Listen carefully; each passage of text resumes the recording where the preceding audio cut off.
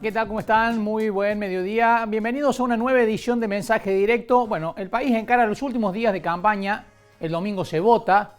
No hay clima electoral, evidentemente, pero el domingo empieza a configurarse el mapa político y el mapa de poder del país.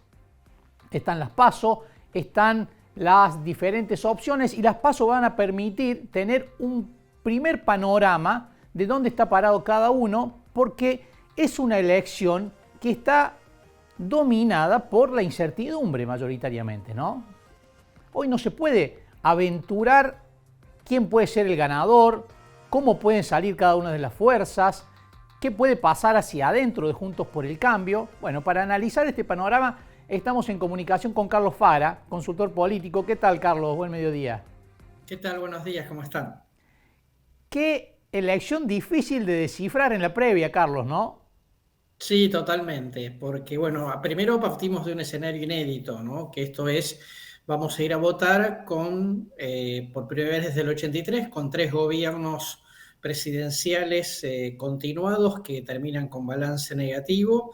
Eso nunca había sucedido, esto está generando claramente, digamos, un fastidio importante con el statu quo de la política, en primer lugar. En segundo lugar, como derivación de eso, tenemos incógnitas importantes respecto al nivel de participación, desde ya, voto en blanco también, y por supuesto, digamos, la gran novedad, independientemente del porcentaje que saque, de la figura de Milei, que a diferencia de otras situaciones es un outsider que entró a la política hace 2 años y que nunca compitió en elecciones nacionales, con lo cual siempre genera un interrogante respecto de cuánto de lo que efectivamente figura en los estudios lo va a poder capitalizar, y a partir de eso, si tenemos, digamos, si seguimos con este escenario de fragmentación, de vuelta, igual que en 2015, concurriríamos a una elección de segunda vuelta, ¿no?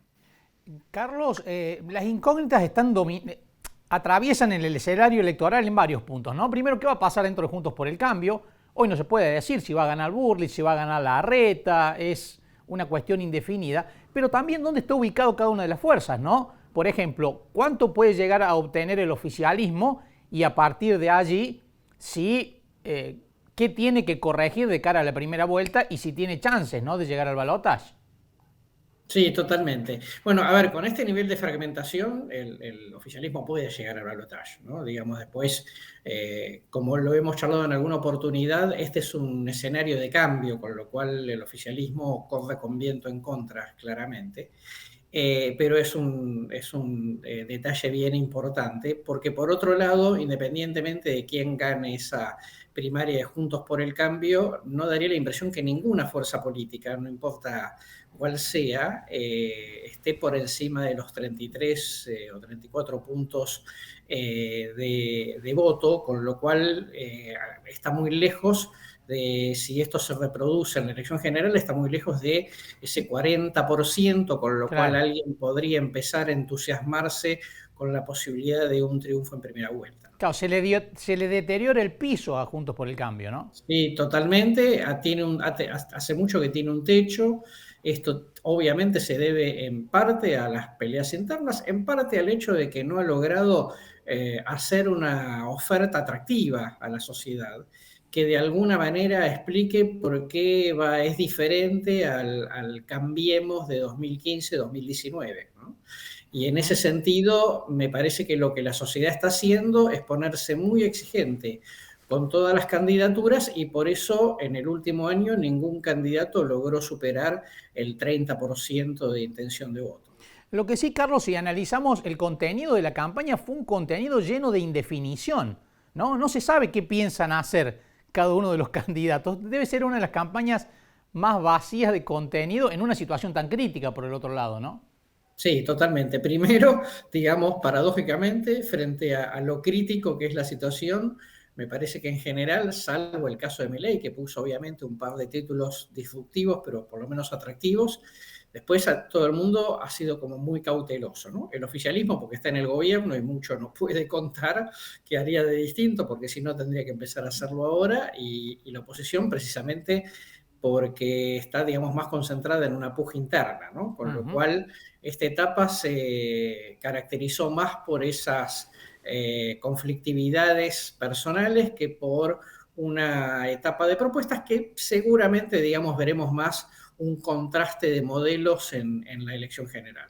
Esa pérdida de piso que mencionaba de Juntos por el Cambio, Carlos, ¿estuvo motivada por eso que usted describe, por haber entrado en una fase de enfrentamientos personales muy fuertes que desdibujaron el perfil de Juntos por el Cambio y la capacidad de mostrarse como una fuerza que fuera lo contrario por ahí del Frente de Todos, ¿no? En el sentido de coherencia, de cohesión, de tener la capacidad de tener un plan para sacar al país adelante? Sí, totalmente. A ver, Juntos por el Cambio terminó en el 2019 con varios debates pendientes, ¿no? Primero, una autocrítica de qué había pasado, ¿sí? Por qué terminó perdiendo la elección y la sociedad no terminó de entender qué es lo que estaban haciendo.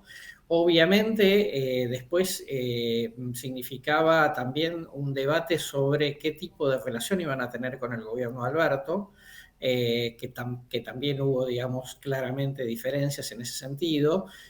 Un debate respecto de qué propondrían de nuevo la sociedad, teniendo en cuenta después de la experiencia 2015-2019, y si iban a hacer en esta etapa un gobierno de un solo partido, como fue el de Macri, o un gobierno de coalición.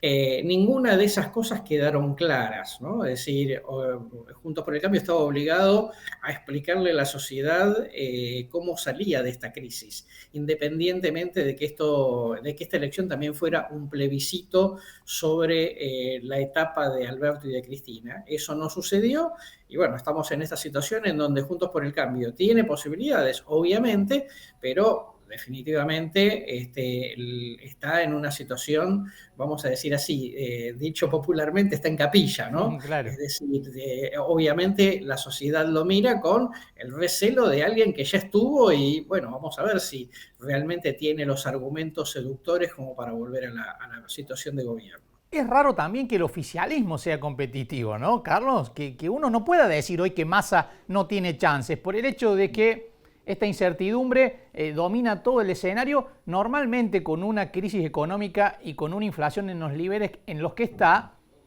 no llegaría con muchas posibilidades el candidato oficialista, ¿no? Sí, totalmente así. Si es por la evidencia regional de un gobierno que está con este tipo de crisis económica, en general, digamos, prácticamente ninguno reeligió, ¿no? Si se mantuvo en el poder. Lo que también es cierto es, por un lado, una situación que una parte de la población comprende como excepcional, ¿no?